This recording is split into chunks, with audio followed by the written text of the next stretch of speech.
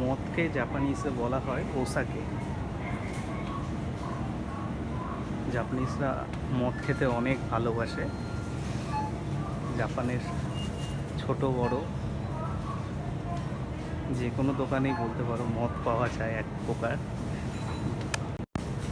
জাপানিজরা মদ এতটা ভালোবাসে যে যেদিনকে যেদিন ছুটি হবে, মানে শনি রোববার যে ছুটি থাকবে কোম্পানি বা কাজ, তার আগের দিন শুক্রবার দিন রাতে ভীষণ পরিমাণে মদ খায়। এত পরিমাণে মদ খায় যে তারা স্টেশনেও শুয়ে থাকে, এমনও অনেক জাপানিজ আছে। কিছু কিছু জাপানিজের মদ ছাড়া দিন চলে না বললেই চলে। কাজ শেষ করে প্রচুর পরিমাণে মদ খায়। এদের প্রত্যেক দিন মদ খেতেই হবে বাধ্যতামূলক।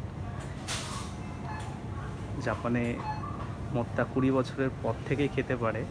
তার আগে 20 বছরের আগে যদি নেশা করে সেটা এক প্রকার অবৈধ, বা মদ বিক্রিও করে না 20 বছরের নিচে কোনো ছেলে বা মেয়েকে।